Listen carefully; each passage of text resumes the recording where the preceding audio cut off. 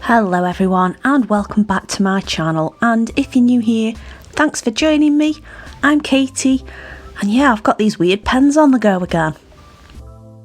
So you may have remembered a few videos back that I'd bought some rather odd stationery from Wish and created a rather odd art piece out of it, and yeah, I was a little bit stumped as to what I could do with them moving forwards, so I decided to hack them a little bit, as you can see on screen. So you might think I'm being a little bit wasteful here, but I only ended up using 2 of these pens to do this with, and I can totally justify it because my regular liners, I tend to wear the nibs down before the ink runs out, so the ink in the good liners gets wasted if I throw them pens away. Whereas I thought, let's see if I can experiment and see if I can put better use to these pens rather than them just sitting around and drying up. So inside it was actually quite interesting to see how they worked, and it was 2, well, it's sort of like those fibrous tubes wrapped in plastic. It was 2 of them with a divider down the middle and obviously 2 separate nibs that went into them. I cleaned the barrel of the pen and I also did my very best to try and flush the ink out of the nibs, and I was really amazed by how much those 2 little stalks could hold and how long it would hold on to them for. It took me ages, and the best, most effective way I found of removing it after submerging it in the alcohol was to let it bleed through onto a baby wipe of all things. This was quite a messy task though, so if you decide to do this, be better prepared than me. So we have the pens that were on the way out, and one of them was a Faber-Castell brush pen, and I tend to find I can be a bit heavy-handed with certain types of pens, brush pens included, and the nib wasn't quite as pointy anymore. I'd also received some in a scroller box, so I'd got too many, and I thought, right, let's use the good stuff in these pens. Now, on my first attempt, only one of the nibs carried the ink and the other one didn't want to know at all. Eventually it did work, but I was far too impatient for that, so I cracked open another one. I also wanted to squeeze the tubes of ink that was in that. And of course I had another fine pen where the nib had gone but the ink was still there, and luckily on my second attempt it worked a lot more efficiently, so I can't grumble. So here's the picture I decided to draw with it.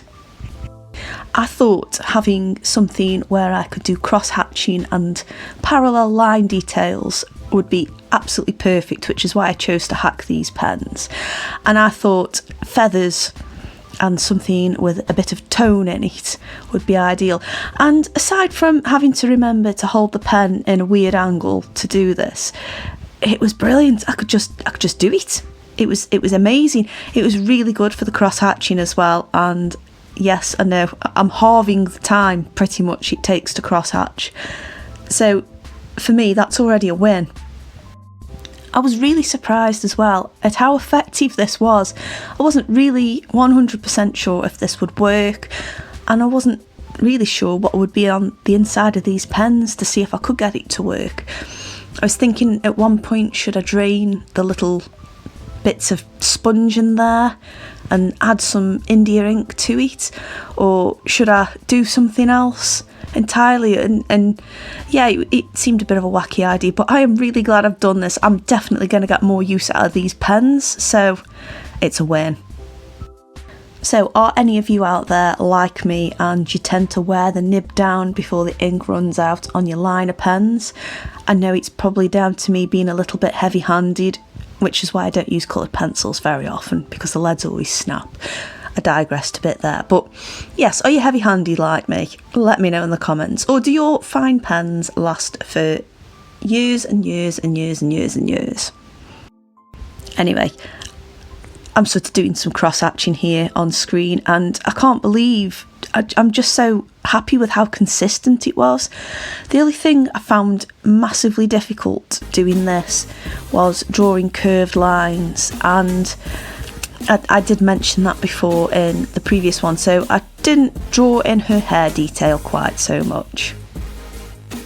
As I've drawn this out on a hot pressed super smooth piece of watercolour paper. I think it was the botanical 50% cotton stuff. Quite like that. I decided to colour it in just with a wash of colour. I kind of regret doing this actually, because it really did, I don't know, it didn't work out quite how I wanted it to. The colours weren't behaving how I wanted it to, and maybe I'd just been hovering over the page for too long, or maybe the line work was a little bit too harsh. But to be honest, this was an experimental piece with the new pens that I'd got, and I think maybe my colour choices could have been better, but hey, these were the colours I was feeling at the time.